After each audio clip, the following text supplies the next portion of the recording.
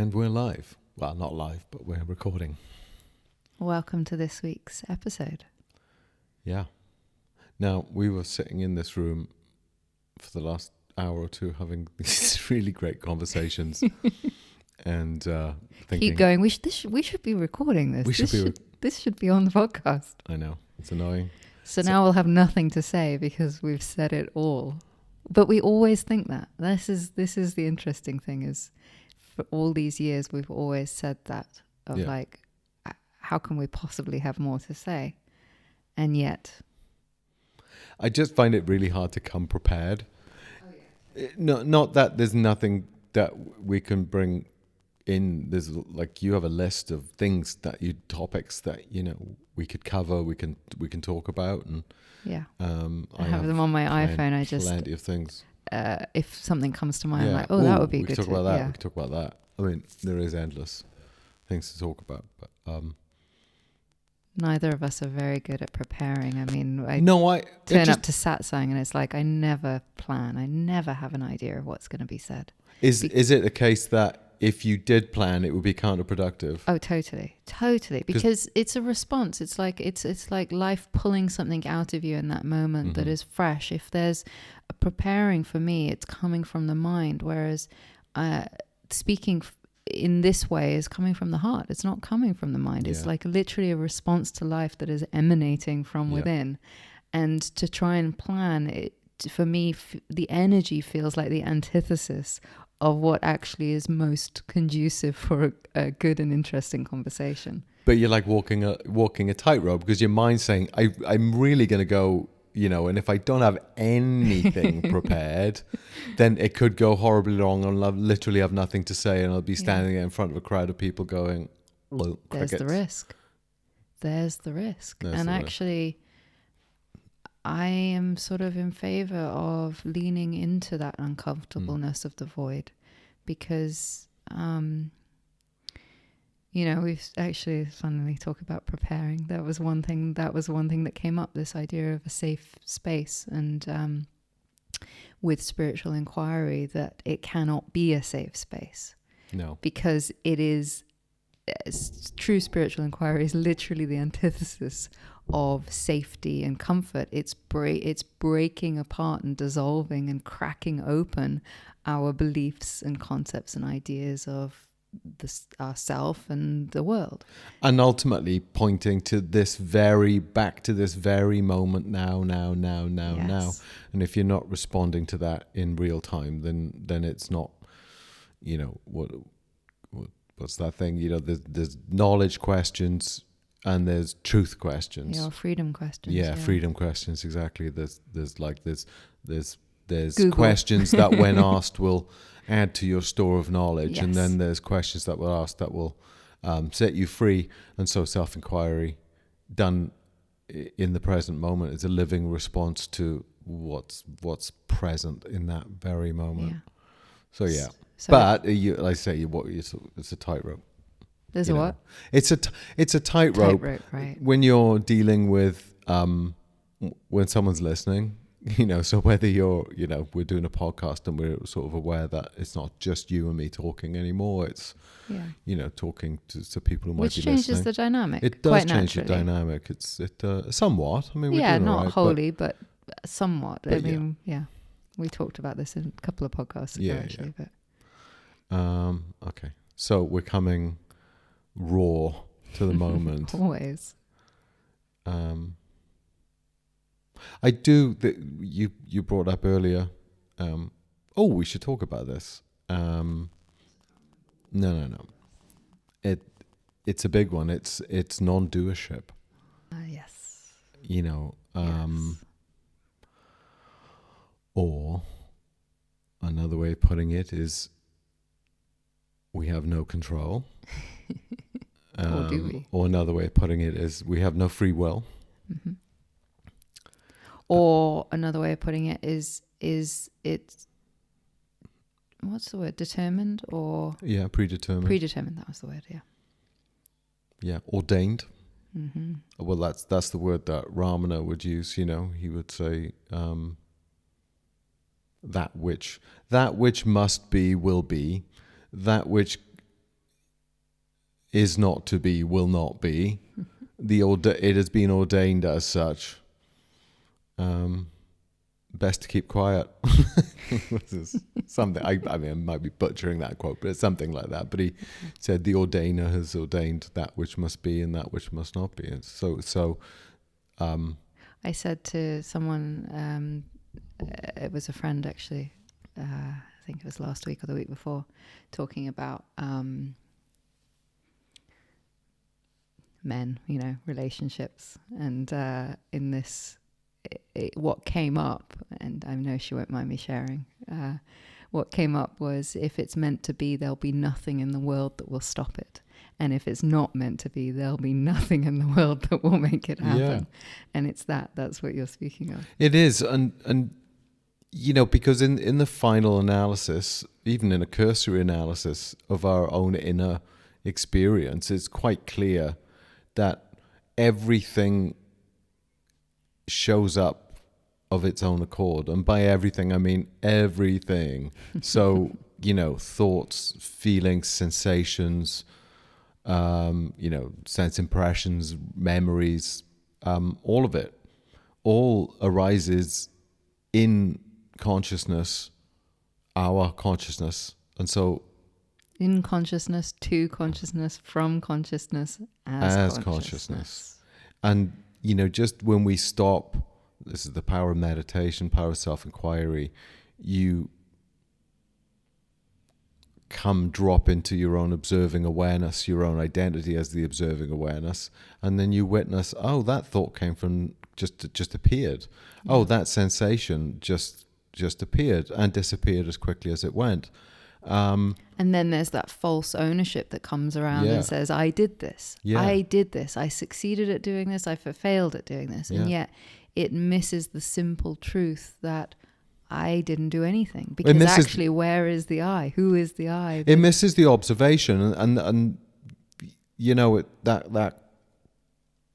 the heart of in some ways, of self-inquiry and the spiritual path, such as it is in terms of awakening, is getting our habit of privileging the mind, what the mind says, over what our direct experience shows us. So, and it's really hard for most people who have lived in an as mind, identified with the mind. Completely conditioned from day one, practically, to relate to that as primary, and have loyalty. And I don't mean that in a moral sense of being, but just literally the literal sense of that's where you're faced towards. That's where your compass point is pointing. And that's what you imagine the answer to this spiritual, conundrum is. Who am I? Mm-hmm. You think that the answer to that question, and therefore the fulfillment of the spiritual aspiration, is somehow still in the mind. It's going to be an answer that comes from the mind. And no, it's, and what did I tweet out the other day? Just because the mind identifies the problem, brackets of suffering, doesn't mean it provides the answer. Absolutely. And so, yes, the mind identifies, there's a problem. Yeah. Okay. Now we have to go beyond that mind. We have to see that the mind is, in fact, the problem. Yeah. But, so back to identity in the mind is the problem, rather. Exactly. It's identification. Yeah. So back to the idea of non-doership. When one is witnessing from one's pure awareness, everything that constitutes the quote self, the world, the spontaneous arising is all spontaneously arising, and falling as appearance, as quickly as it's gone, as quickly as it appears. Even the emanating thought that says, I'm going to choose A, not B. Yeah, exactly. Like, so that, you talk about decisions, people are like, yeah, but I'm making a decision. And I go, yeah, slow right down with that. And actually, let's take a look at that process of decision making. at what point do you choose to, and how does that choice come about? Do you sit there and go, I'm going to choose A, I'm going to choose A, I'm going to choose, no. There's an emanating sense, feeling arising that pulls you more towards A, and then the mind goes, oh yeah, A makes sense. That it's a claim, isn't it? You know, the ego that says I am the person, I am the ground. It's just a voice. Mm-hmm. Something happens, and then this body mind moves in a certain direction, performs a certain action, and the ego comes under. I did that. Mm-hmm. Or I can do that. And it can co-arise. That can be so split second, as in it feels like it's happening even prior to that in some instances. But it's never is. If you really, that's why I say slow down with it. Like as in really pay attention. That's what I mean by slow down. Pay intimate attention, close attention to the process that is arising. Whenever there's a sense of I am doing this, you slow right down with it, and you actually watch and witness how thought, how identity even comes about. Mm-hmm. And so, the ultimate insight here is the observation. And so, just test this out for oneself. That it is this way, and then contend with the consequences downstream of that. Yeah, but so what's coming up is just this idea of, on a certain level, there is the appearance of choice. Sure. And that I use that word appearance because to me that is the critical word there.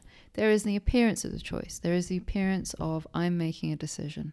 I'm doing this, I'm doing that. Because, we get up, we decide to make a cup of tea versus a cup of coffee. There is an apparent choice in that. Mm-hmm. And yet, at the heart of it, that is only on it's like the crust of it is that appearance of choice. But it's a choiceless choice. It's a choice that is spontaneously arising rather than a true choice. Well, it's this idea that the mind that we have inside our heads is actually the one that runs the show, the one that determines what happens, the one that pulls the levers of reality, pulls, like some little, symbiote creature sitting in the robot body, pulling the levers and saying, oh, I choose to do this, I choose to do that. But there's a fear that if I'm not choosing, then who is? Or even worse, if I'm not choosing and there isn't another one choosing, no one is choosing, and there's that fear into the void of it, that existential sort of, oh God, it's all going to go to hell. Like this idea that if I'm not in control, then it's all going to go to pot. Yeah. PG version. Yeah. So, but it's, it's interesting to see. It's a tough one for a lot of people to grasp, not in a technical fashion, but just it cuts, non-doership cuts to the very root of what we believe ourselves to be as egoic persons. Yeah. That I'm in charge of my life, and it's interesting to see, the conversations I've had over the years when, it's been a pet subject for me for a long time, and just seeing how people just reject it violently, really strongly, but on the basis of they don't like the implications of it. No. So it shouldn't be true. But again, this whole self-inquiry is about active self-discovery. It's about earnestly looking, seeing what's true, testing the veracity of the mind's claims. Yeah, if it's truly true, you can push and prod and poke it and it still remains true. But if it's not truly true, there's where there's a need for protection, a need to sort of close ranks around those thoughts. That's where the sort of violent defense I am in charge comes. The defense of the idea, because the idea is so nested in self-identity. Yeah. Yeah, it's tricky. I mean, but so it's interesting though. I've had these conversations about the non-doership, free will, with people, and people are kind of in roughly two camps. There's those we've talked about who are just completely, how dare you tell me I'm not doing this, and what does that mean about all the horrible things done in the world? Is it not their fault? Can we not punish people for being criminals and all that? It's caught up with a moral identity. Totally. Because you're not culpable if there's no free will, if non-doership is real, and how do you hold someone to account? How do we hold ourselves to account, right? But there's the others who go, when exposed to it, exactly, or when suggested, it becomes, oh great, I can just ride this out then. I'm not. This isn't this. Oh great, I can relax. I can. Papaji, or it was either Papaji or something, used to say, when you get on a train and you're carrying a big bags, you don't keep the bags, on your head and carry it on the seat on the train. You put the bags down, and you were saying, let life take care of life. Yeah. And so some people who get this, some who recognize, actually, my real suffering and my real burden is the sense of doership to start with. It's like it's a problem, because. Well, then either I succeed or fail. Yeah, but it's and the reality of it underneath all this is that life is going its own way. Yeah. It's unfolding in its own way. It's appearing and disappearing. And you are part of that unfoldment. You are, yes, exactly. Including the apparent doing of it is part of that natural unfoldment of life. And the apparent resistance to it, and the all of it. And all the voice that tells radically you. So. Yeah, it's a rabbit hole. I remember, this is going back quite a few years now.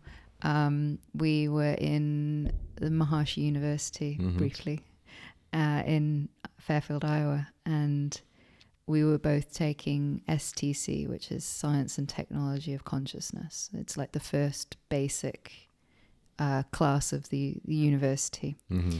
And this came up for you. I don't have it. I wish I'd pulled it up, but I don't have it. But I'm sure you'll remember. You actually ended up writing an essay on free will and citing numerous evidence that was deemed a good evidence for the Maharishi school, like the Bhagavad Gita and things like that. I remember. It's a college essay. So I give my introduction, and then I basically approached the question. I mean, I could have approached it from lots of different, but one was experiential, because I was kind of into non-duality by then and self-inquiry. So I was very much engaged in the process of self-recognition, self-inquiry. So it was, and that's I would say that's the bottom line of the question of free will, non-doership, and all that. Take a look at your own experience. Take a look at your own experience and directly see right if there's now. even any evidence for action to occur in any other way. So the first one was that, like, look at your evidence. So we move in the world as beings, and then see if it isn't true that the mind actually just claims that as a identity, I, and it posits there's an I here, also posits a doing. But none of those actually, when you're looking from just simply observing from pure awareness, it's very clear how things just arise, move, happen. Yeah, arise and fall. So that was the first argument. I made the case. I made three in the end. The first argument was on direct experience of your own inner awareness and how that functions. Second one was from the Bhagavad Gita. I'm a big fan of the Gita, and I probably won't be able to quote it, but it's something like in one of the early chapters. Krishna is pointing out to Arjuna the nature of reality, and he's saying, in all cases, it's the gunas of nature that perform action. The wise are not deluded by this. The wise don't consider themselves to be, doers of activity. In all actions, the breaths that we take, the movements that we make, even the open and closing of the eyes is performed by these gunas of nature spontaneously. Gunas are the three fundamental qualities of relative life. Interacting with each other in a spontaneous fashion. So he's like,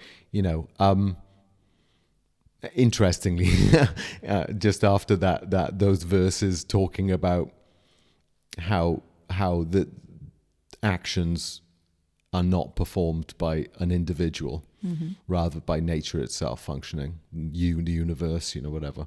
Afterwards it says, but, the wise don't confuse the ignorant by talking about this. So we're either unwise or we shouldn't be talking about it. Anyway, so that was the second. The Gita's very clear about it. Like, the wise meaning those who see it, those who are, actually testing reality, the veracity of claims against their actions. Anyway, so that was, and the third one was about the Vedic view of the Vedic descriptions of the self-interacting dynamics of consciousness. So consciousness as a field of creative intelligence, stirring spontaneously in its own nature, unfolding, unpacking, giving rise to the universe, beings, all that we know and see is really the self-interacting dynamics of consciousness. And it's entirely spontaneous, and it unpacks evolutionary reality as a function of its own nature, our own nature. There's no one doing it. Even itself, you could say, you could even equate that with God, as God. The Brahman as reality, the self as the field of being itself. Even the idea of the will of the divine is for me slightly off. It just happens. The divine, the reality of consciousness, just wakes up to itself, creates as a dreamlike reality the universe and inhabits it with beings. So again, no doer.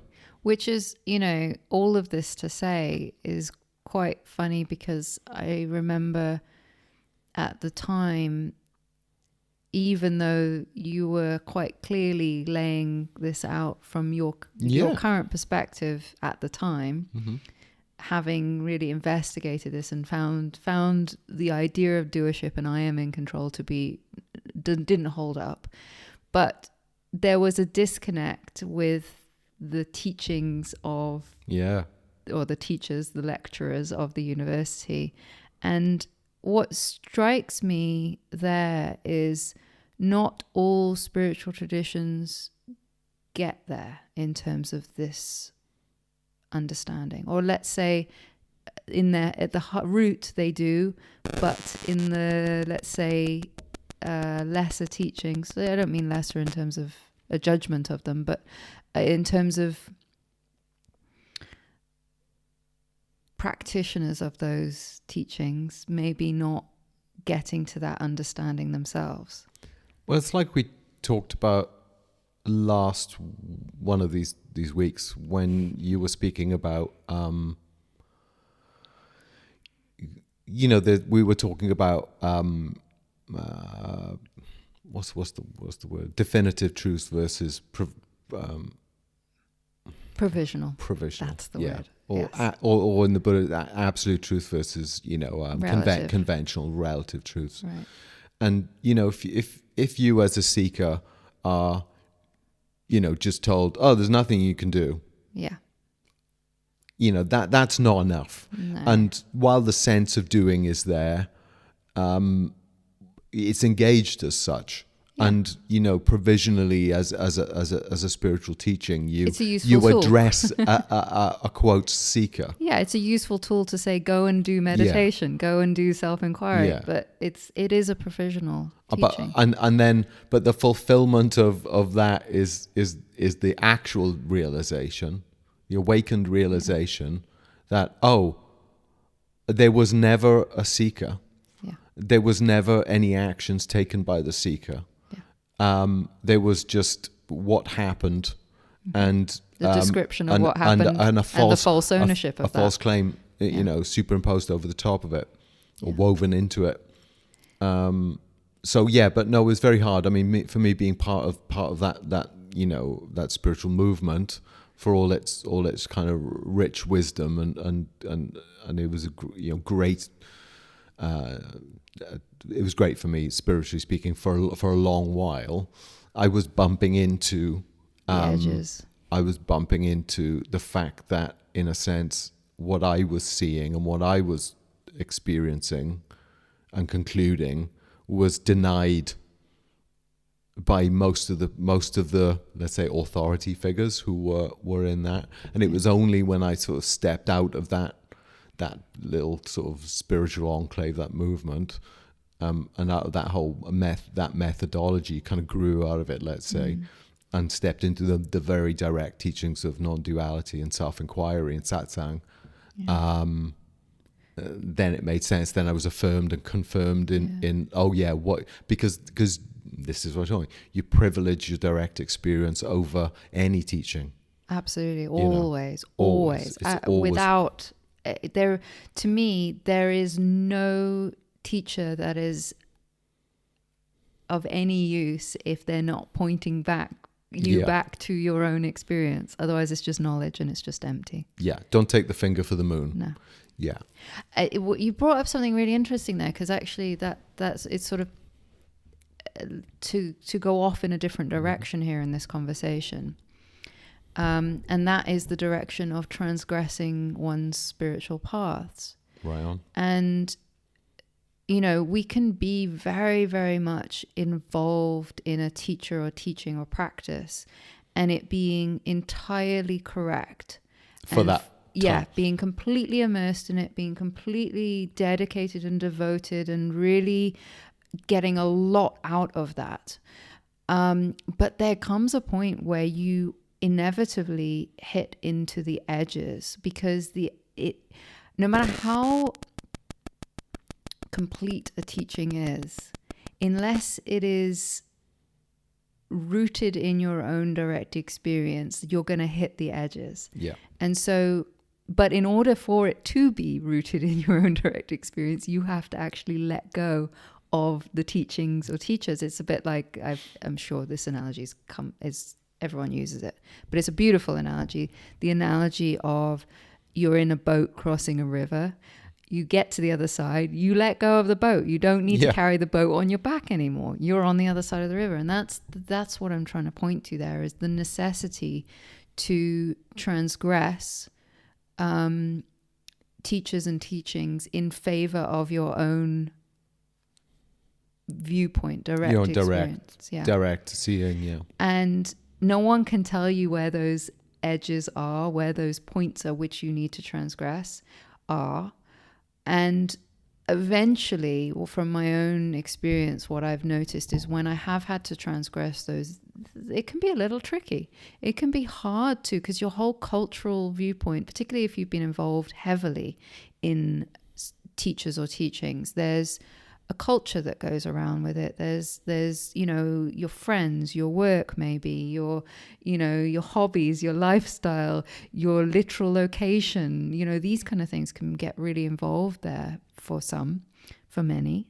And so it can be quite hard to transgress that, because you're coming into your own insights of your own direct experience, and that becomes more important than the collective narrative and safety of those teachings now. Yeah. And so to transgress that often requires quite a sacrifice on the more material, not only material, but on the relative sense, I mean. And that transgression can actually lead to, almost needing to reject those teachings and teachers temporarily, at least. There's fullness in this story. Yeah. But it's like you have to sort of reject that in order to take the sovereignty of your own insight, your own seeing into its fullness, like letting that bloom. There cannot be any grasping around sort of teachings, that has to be loosened, let's say. But eventually there is then an inclusion of those teachings. So there can be first and foremost a need for rejection of that. But in time, I look at my own sort of story, and I see all those times where I've had, in order to go to my next natural step of life, I've had to sometimes reject or at least transgress the norms of those teachers and teachings.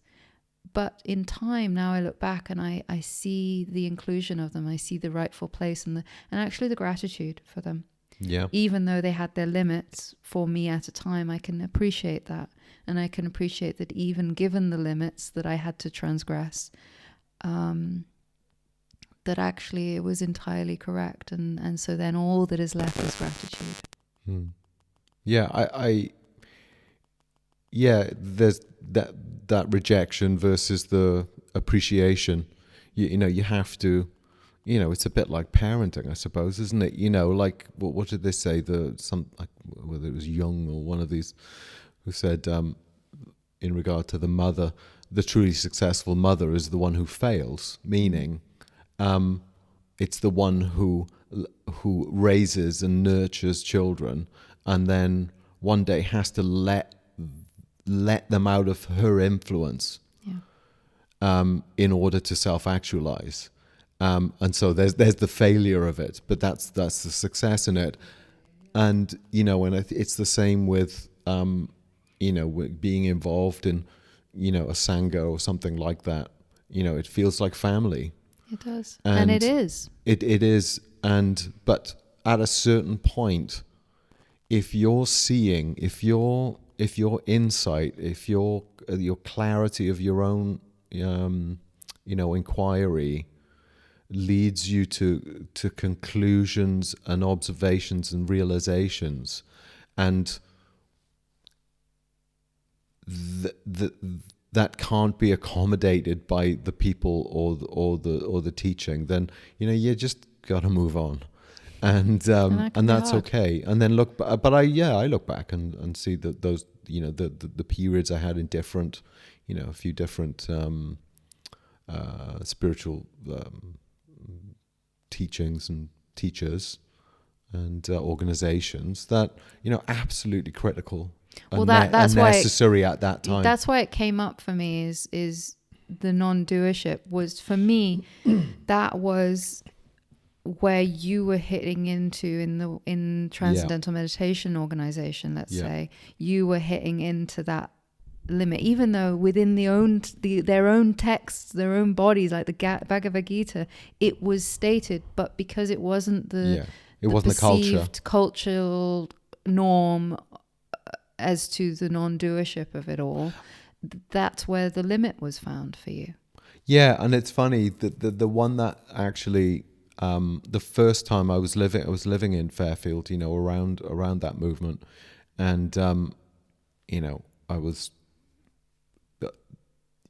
I've always had this nagging non-doership. I didn't call it non-doership back then. I would call it no free will. Mm-hmm. There was clearly this nagging intuitive and observation thing. Where do thoughts come from? Except just they appear in your head, right? I mean, that's so obvious. Did you make that thought come up? No. And then suddenly these thoughts come up that say you did, or say that they take claim, and then you get caught up in the semantics of what the thought is offering, or the meaning and the information, and you believe that. But that means you've stopped looking. You've stopped looking at the mechanism of how thinking arises, how of any kind how sensations, how imagine, all of it. But it was Nisargadatta Maharaj whose book I read back then, which was a little bit out of the, I'd only just heard of some of these non-dualists.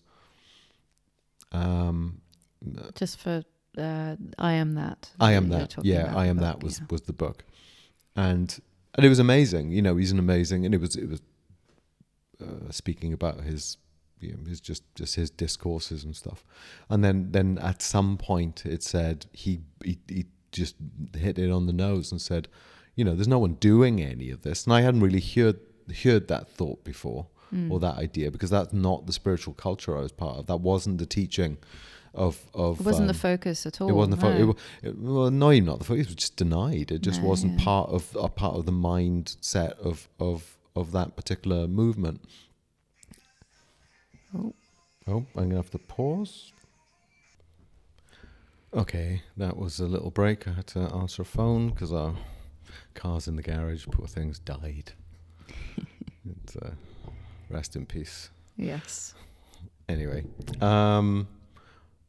yeah, I think I can't remember exactly where we were talking about transgressing. We were talking about transgression and moving on, basically, and I think I was experiencing at that. I remember experiencing. It was Nisargadatta. Right. Like he was on the nose with his saying, "Here I am. I'm witness to this body, mind, speaking, talking, functioning."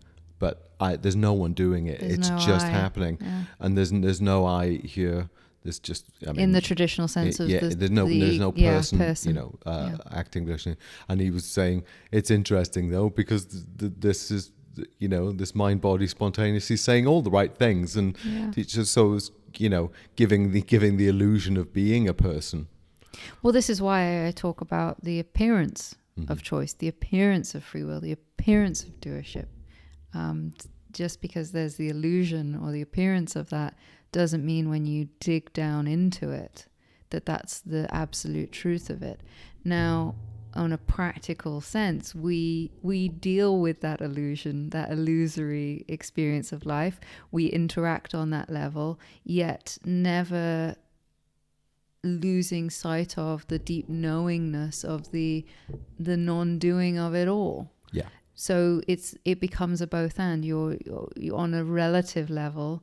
There is the appearance of doership and free will, and that is nested within that recognition of even the thought or the claim of I am doing in itself is not done. Yeah. Is just an happening. It's just another part of the singular dance appearance, dance of self-interacting dynamics of consciousness. Yeah. Yes. So anyway, it was, I liked a couple of subjects we're touching on here. One of them is non-doership. The other one is the willingness to go your own way. Yeah, to trust where life is leading you, and to not hold too tight to loyalty of the relative dance of life, as in teachers, teachings, groups, sanghas, lifestyles. Don't mistake the means for the end. Exactly. Even teachers, and there was that. Funny enough, I was watching some video on Zen Buddhism the other day, and they were talking about some of the koans, some of the famous koans from I think it's the Rinzai school, and the famous one, what's the sound of one hand clapping? But the other one, I think it might even be Bodhidharma, who was founder of Zen, more or less, saying, if you see the Buddha on the road, kill him. Yeah. And what does that mean? Something like, I take it to mean, your path, your unfolding and establishment of deeper and deeper clarity, that's the important thing. Yeah. Sod the Buddha.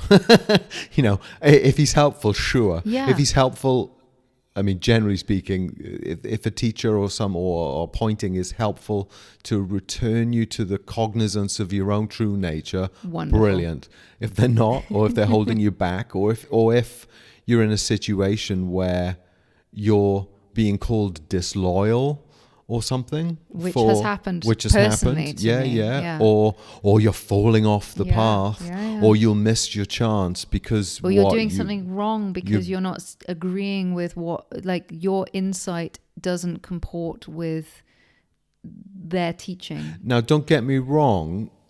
Sometimes, yes, a good teacher is telling you the right thing, saying, "Hey, you're missing something here, and you are, you need to bring your attention back to the point." But is that pointing back to your own experience? Is that confirming you and reestablishing your own sort of sovereignty, spiritual sovereignty here? Are they pointing to something that you yourself can confirm, or are they pointing to something that you just have to take their word for it and believe?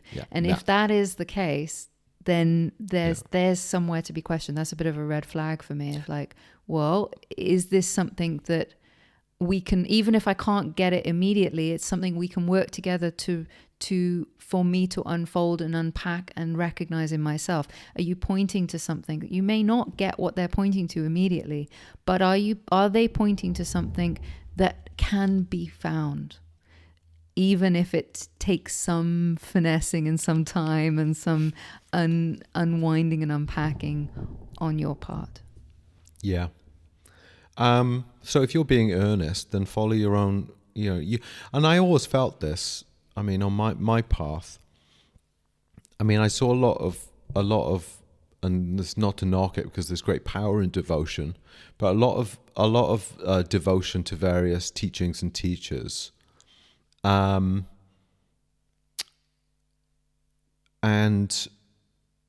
how can I put this? They weren't. They were mistaking the means for the end. Yeah. In my view, a teacher or a teaching is the hand, it's the finger pointing to the moon and not the moon. Keep your eye on the moon. Yeah. Keep your eye on that pointing. And any good teacher will encourage that. Exactly. But what happens as well, it's not just this in certain spiritual sort of situations, it's not just the teacher, or it's often, as we say, it's often the culture, the sangha. It, especially when you start to go your own way and the collective is saying otherwise, pulling you back to a certain pulling you back and or calling you names and all that. You know what? You got to go your own way. You got to go your own way, and it's tough to find that, and it's tough to be willing sometimes to make the sacrifices, sacrificing, the comfort of, of having a common viewpoint, the comfort of everyone's playing, at the same level, in the same way, in the tribe, and which while you're at a stage if where you're in fits, there, fine. It's so supportive. But it's always at the exit point. Exactly. It's so supportive. It's so, like, to have that kind of sangha is it's so freeing. It's such a beautiful feeling, actually. But you cannot sort of stay at that level and cannibalize your own growth in favor of that. Yeah, because that feels then very restrictive. While you're swimming in that that is supportive, it feels very freeing. But when you start to traverse that, transgress that, then it becomes very binding. Yeah. So that's been an interest. Both of us have had a lot of experience and witnessed a lot of that. So that's interesting in itself. Yeah, it's, for me, it came down to each time I found myself transgressing a group or a teacher or a teaching was a sign of my own growth that was happening. Yeah. And my own growth, the path of that has been the teachers and teachings becoming lighter and lighter, and the truth, the light of my own truth becoming stronger and stronger. And eventually there was a final letting go of let's say even the manifest teacher. Yeah. So in-person teacher. Yeah. And the need to wholly devote myself to the insight that was apparent within. Well, all the great teachers, the gurus, whatever you want to call them, but the teachers, the pointers, they're there to point you to your inner light. Yeah. When and you must inhabit that inner light. You have to, you become. They are in effect a manifest. I mean, if you had just said that, the guru is the manifestation of the Sat Guru, and the Sat Guru is your inner light. Yeah. Because even in the presence of a guru's instruction, let's say, or teacher's instruction or guidance, it's only the confirmation of your own inner light that determines whether what the teacher is saying is legitimate or not. So even when we're working with a teacher, it's still our own intuitive knowingness that determines whether what we're hearing is correct or not. There's a yardstick that you use the teacher or the teaching as to measure against what is known to be in oneself.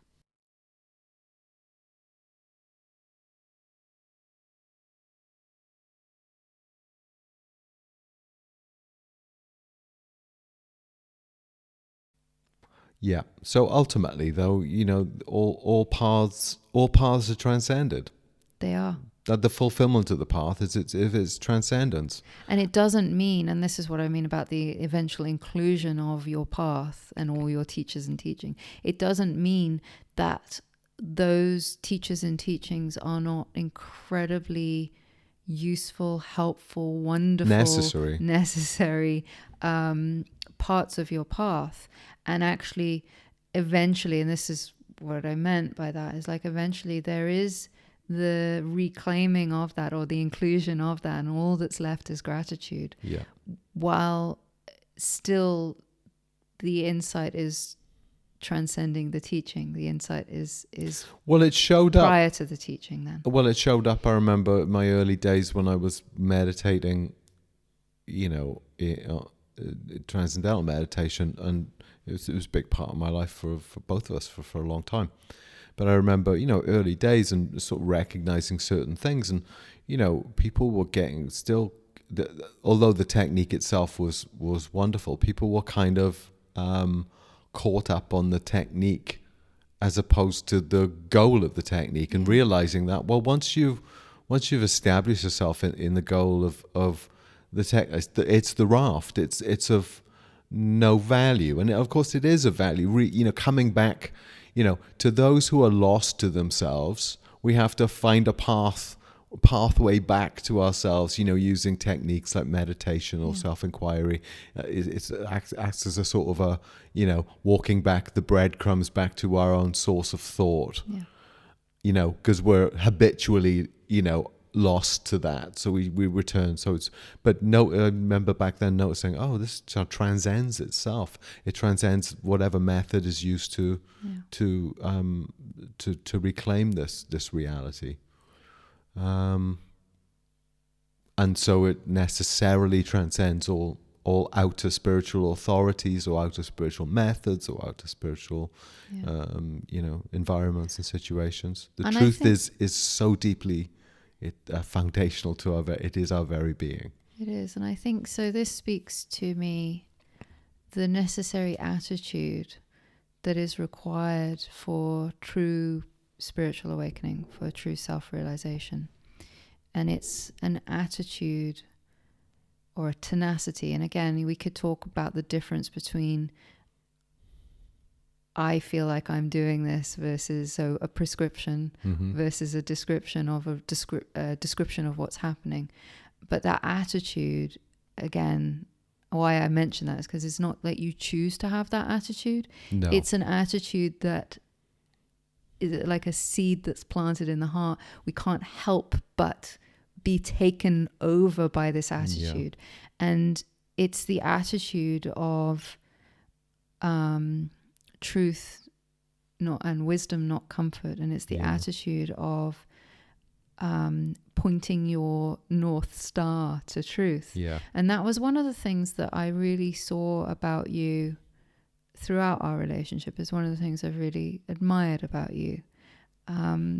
And that is that I've always seen that's where your North Star was pointed to was to truth. Yeah. And again, I don't mean to big up your ego, because I say this in the sense of you don't choose that. You didn't choose to have that be the foundation of where you come from. And it's a foundation for me that is also very important. It's not about getting comfortable in our, ideas of life. It's about what is true, what is true, and really having that be where you're pointed, where you let it, surrendering yourself to that as everything. Yeah. So,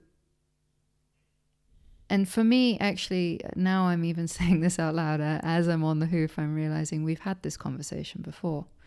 And I've just got a sort of a glimpse of that conversation, and we were talking about, this was a couple of years ago at least, so I can't remember the details of it. Mm-hmm.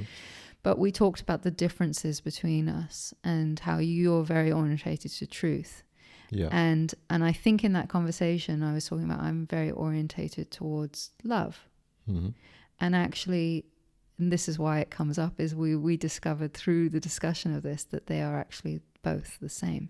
Indeed.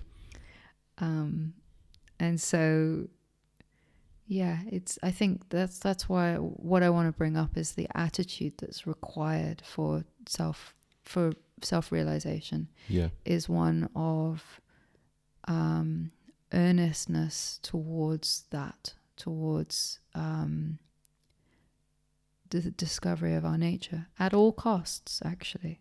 Absolutely. And that's mostly what, and again, it's not personal, but it's just the nature of things. What stands between a seeker and the self-realization, being ultimately completely surrendered to reality itself, and seeking truth at all costs. Yeah. And it's like the Bible verse, seek first the kingdom of God. Yeah. Then all the other things will be added to you. Exactly. But seek first the kingdom of God. Yeah. Seek first awakening, enlightenment, seek truth. Yeah. And you can't bring that desire upon yourself. No. But it is something that it's like a fire that gets lit in the heart of life that overcomes you. You don't choose to get on the spiritual path. It is something that happens. It's grace. And that has a certain flavor to it. And it doesn't look the same for everyone, for sure. But it has this sort of, let's say, progression to it, in that it starts off in a very small little flame, a little burning little candle, where maybe you pick up a book or you go to a group meditation or something. It's very gentle. You're asking intriguing. Questions. Yeah. About reality. Or maybe you've been suffering and there's some questions, but it's very soft and gentle in that way. There comes a point where there's this fire that takes over. This little tiny burning candle sort of turns into this raging fire of for truth. And I guess this is what I'm pointing to by attitude, is there comes a point where this quest burns everything else up. And it doesn't mean there's the fear of the mind goes, oh God, I'm going to have to let go of everything. I'm going to lose my job and my home and my friends and my family. And while that may well be true as to the reorientation that happens, it's more about the fire that you let, that fire sort of overcomes you, and that's where your focus is and where your view is. Because without that surrender to that fire, there's sort of a pull in opposite directions of the ego wanting comfort and safety and security, and the truth of our being revealed that is the opposite of safety and comfort and those kind of things. Yeah, can be. And this, in pursuit of the truth, I mean, for me, it was a case of I can't bear anything less. Yeah. I can't tolerate anything. There's a certain point, you just have to dive all into to that truth, to that reality. Go, follow, like a journalist, follow the evidence wherever it goes, and that self-inquiry, you follow it wherever it goes, and you accept the fruit of that. Even earnest if it's uncomfortable inquiry. truths, Well, exactly. Which it often is, like non-doership. We circle right back to the beginning of this conversation. Yeah. Non-doership, no free will is a really no uncomfortable control. truth. We have no control. Really uncomfortable truth for an ego. Really uncomfortable.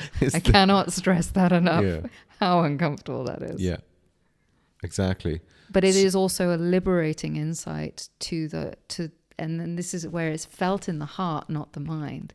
It's such a liberating insight. It's such freedom, because it's a recognition of, oh, I never was in control. So there's the fear of the mind. Well, what happens if I'm not in control? But the heart goes, I never was in control. And yet all of this happened. All of this was happening. And it always was that way. And recognized as the whole thing is our nature. Yeah. Stirring in its own nature. It's boundless, and it's to the ego. It's what someone say. Enlightenment is the ego's biggest disappointment. I think I've said that before as well. Yeah, and it's true.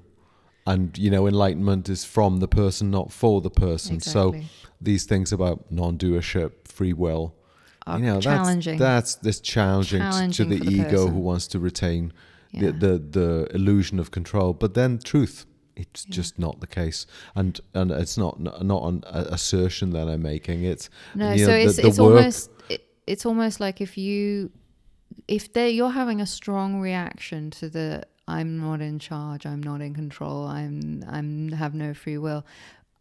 My sort of response to that would be, okay, well, if that is truly true, let's have the hypothesis of that. Let's have a look. Yeah. Let's test it. And then it's not an attack on the ego at that point. It's a curious discovery of what is true. Yeah, but this is the trouble with the ego. You suggest to someone who has these questions, well, go and look, go and discover for yourself. But the ego, I shouldn't look. No. And the ego will shut down and disregard and otherize. That's not self-supporting. The very process itself. It's true. And so it's grace. And we come back down. Because the ego secretly knows it will lose the argument. Well, that's why it's terrifying. That's why it's terrifying. Yeah, it knows. And so it's inherently vulnerable. Here's where we come back down. But the self isn't vulnerable. The self is invulnerable. Yeah. The true self is what's that beautiful thing in the Gita? Fire cannot burn it, water cannot wet it, wind cannot dry it, and weapons cannot cleave it. Yeah. Just beyond all threat. And so we come back down to it's all grace. It is grace that wakes us up and opens us up to the ability to see clearly that not my will be done, but thy will be done. Yeah. And even the process of fighting against that recognition is not done by me, is just happening. Yeah. And when that is all seen clearly, all the doing is seen clearly, that in light of that recognition that I am not in charge of any of this, this is just happening. Even then the doing is all seen in its rightful place and is all trusted and let go of in terms of the striving of that. Yeah, it's sort of, the untruth of the autonomy and independence and separation of the ego, for example. That untruth, in time, it just the delusion and illusion around these things, free will and the existence of some person who could exercise it, they just collapse because they are untrue. They're so in it, and it's in a sense the mind that does contribute to that. Like I said, the mind identifies the problem. The mind can sort of analyze and recognize and start, and discriminate. The intellect see its own limits. Yeah, and then has to just let go of it all. Yeah. And what remains? The self. What is? What is? It's all happening. Yeah. Yeah. So, but it's tough. I mean, it's tough it's tough as a seeker. I remember hearing it myself. There's nothing you can do. There's no one. It's all spontaneous. Well, And I kind of knew it in very unempowering. It's terribly disempowering to know that you can't do anything. But also, yeah. But ultimately, as you say, it's spontaneously unfolding. The spiritual path. For a while feels like you're a seeker on that path as an individual, and then sooner or later that yields to the realization, oh no, this was always just a story being told in consciousness in my, yeah.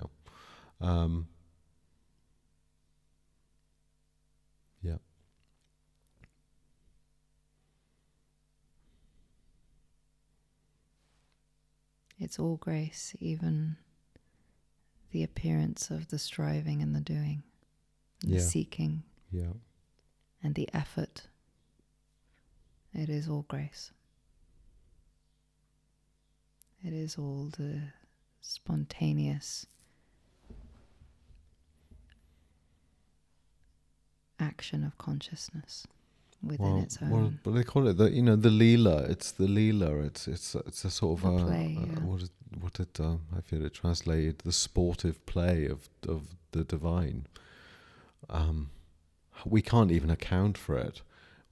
It simply is.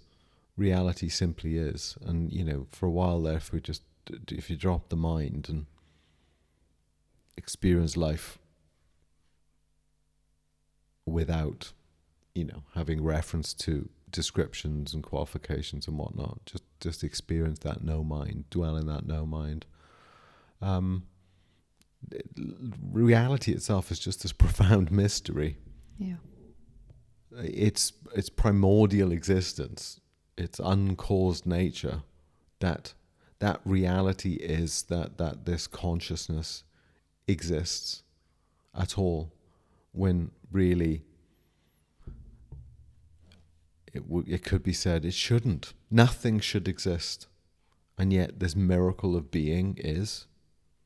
That's my kind. That's what strikes me often.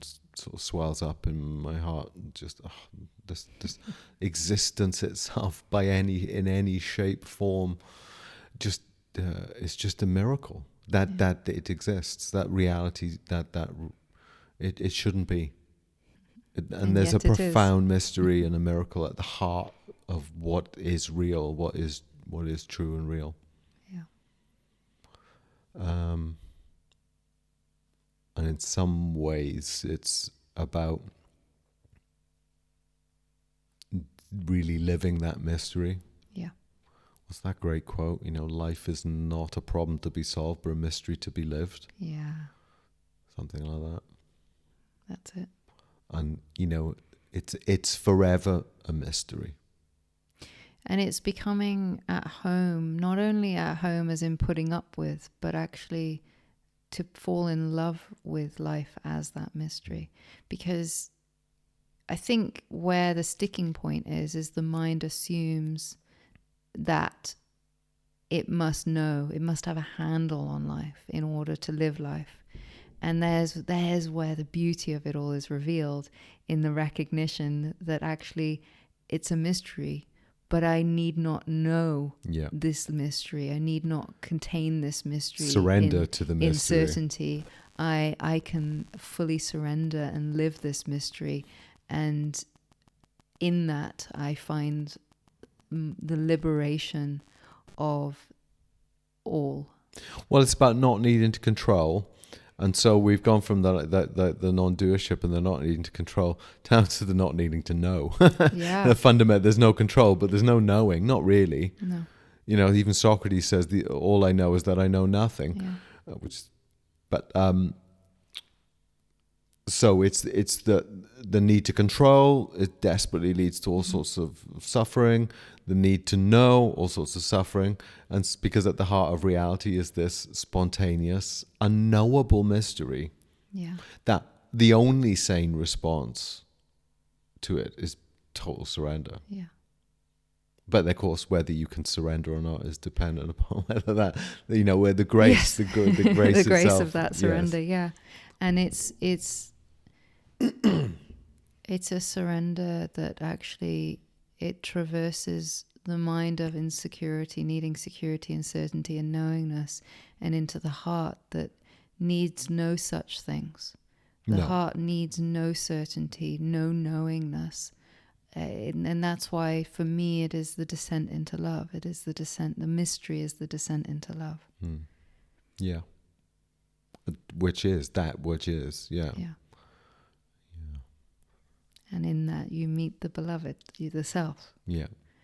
And for that, it is complete. Everything is complete there. All questions cease. Yeah. What was that quote? What did I tweet once? I love tweeting.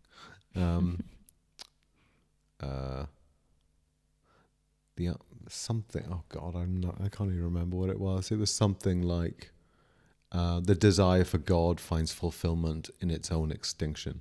Nice. That's a nice one. So it's like, just drop it all. Drop all your need to knows. Drop all your resistance or attachments. Just drop it all, and what remains? It's that which you were seeking. That which you were seeking. Exactly. It's this. Wow. That's the non-dual trope, isn't it? You are what you're seeking, but when you see it, you go, "Oh it's shit! So true. Damn, it's true." It's not just a trope.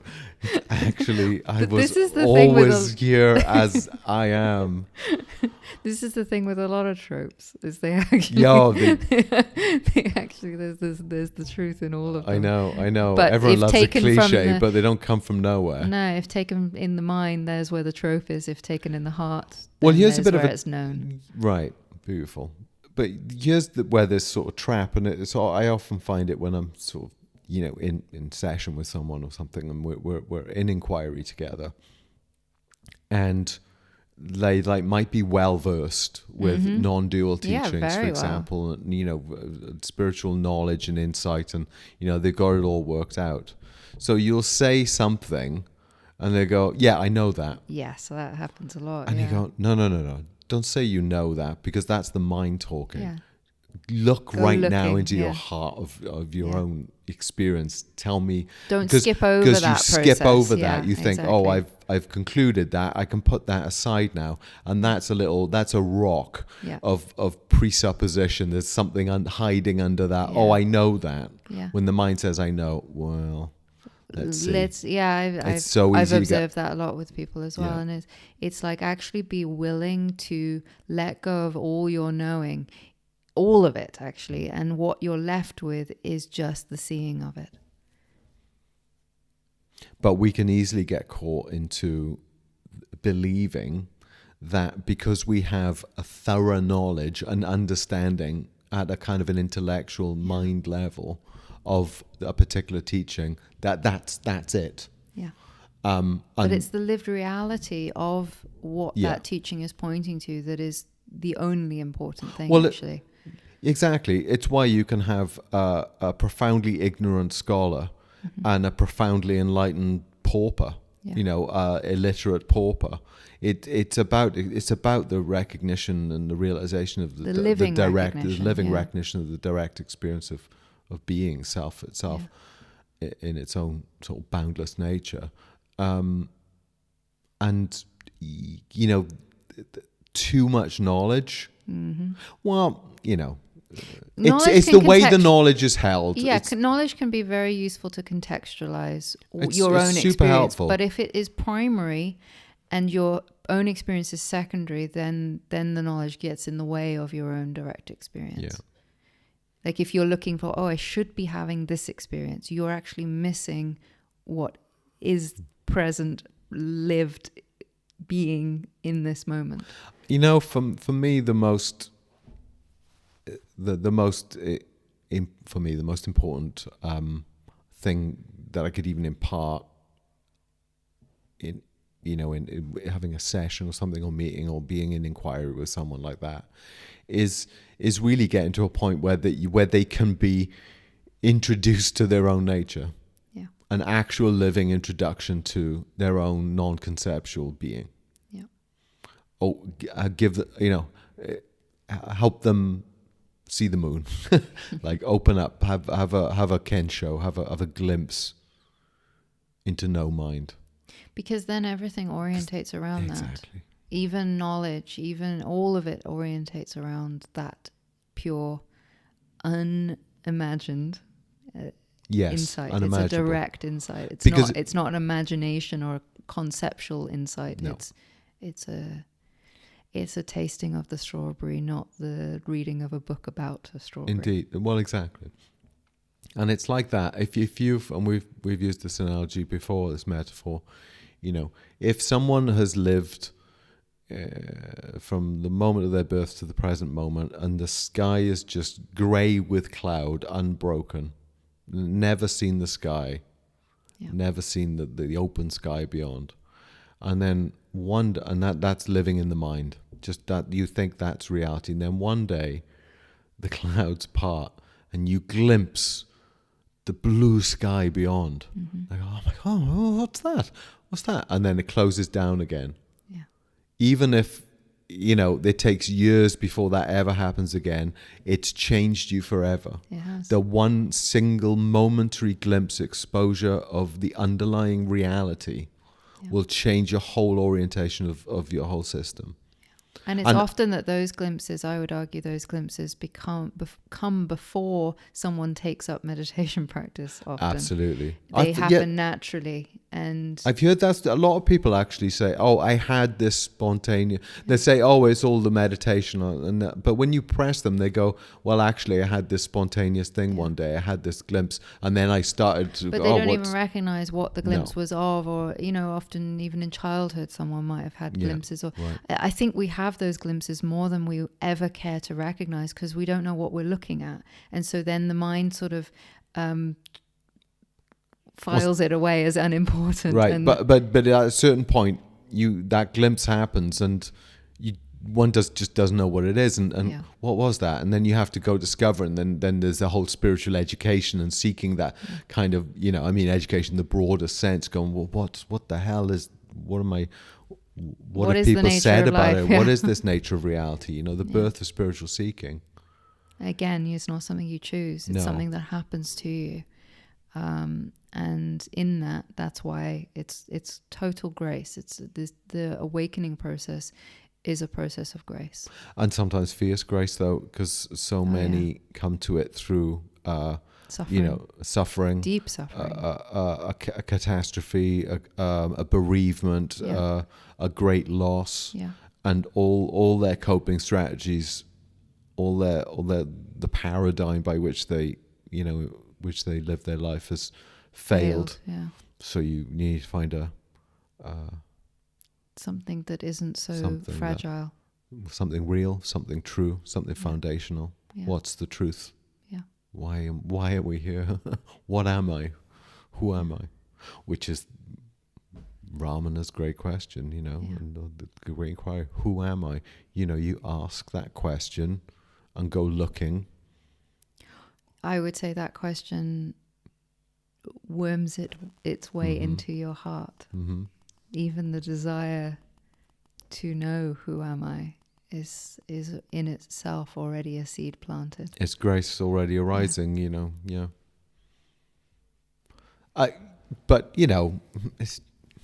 so this is why we walk. This is why the Buddhists talk about two truths. You can't go and order a coffee and saying, and sort of speaking in non-dual, going, I know none of this is real and I don't exist as such. So who could be asking for this coffee? And this coffee is interdependent. That's a phase that I see. Right? It's totally a phase. You try living in the world like that. You'd starve to death. Right? Yeah. You have to...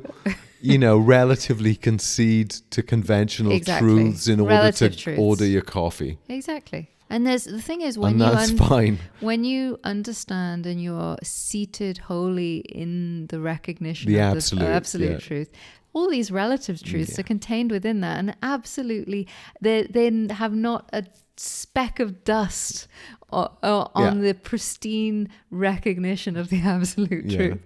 So it's like, play, enjoy, live in the world of relative truths to your heart's content. While all the while knowing the underlying truth of reality. And there is no conflict there. There is no paradox there. It is all contained within the heart of seeing. Yeah, absolutely. So, but I get that, people have, around awakening, often just after awakening, there can be, we talked about it, you and I, what did we call it last week? Something like semantic, what was it? What did we call it? It was re-evaluation of words and whatnot. I can't remember. I've got it here. Yeah. Semantic recalibration. Semantic recalibration. We coined it here. Semantic recalibration. You heard it here first. And because awakening is a bit like landing on an alien planet that looks exactly the same as the planet you've just left. It's the same, but you're different. Yeah. I think there's some Zen thing that says before enlightenment, hold on. Before enlightenment, a tree is a tree and a mountain's a mountain. Am I missing something here? God, I shouldn't quote, should I? Something like, after enlightenment, a tree isn't a tree and a mountain isn't a mountain. But then eventually, a tree is a tree again and the mountain is a mountain. That really describes the process. Yeah. It really does describe the process, actually, funnily enough. I know it seems like a complete riddle and a complete mystery. I'm sure there's going to be some people listening to this going, what? What? What? But it actually is a very, very good description of the process of integration, I would say. Yeah. It's like all bets are off. You wake up and the reality you thought you were inhabiting and participating in is just not what it was. Because the relationship changes to it. You change. Your identity, who you take yourself to be, changes. And what is, But then after a while, it all kind of settles in, and you can. But it's different. It's like Ramana's, the world is an illusion. Only Brahman is real. The world is Brahman. And that seems like a contradiction, but actually maps out a process. Yeah. The world is illusion, and then you go from there to the field of pure consciousness, Brahman, and that is real. And then you realize, the world is made up of that too. Yeah, exactly. So the world starts Those off are the as three illusion. Processes of awakening, the three stages of awakening, broadly speaking. Yeah. So ignorance, then go into sort of pure awareness, pure consciousness, which is apart and different from, but then ultimately it reintegrates in unity the manifest with the unmanifest, the absolute with the relative, become recognized, seen as a singular. All is Brahman. All is Brahman. The world is Brahman. Yeah. Powerful stuff. It's good shit. I love doing this with you because you're an endless source of sometimes accurate, sometimes not,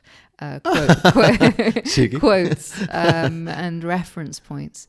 And I really love that.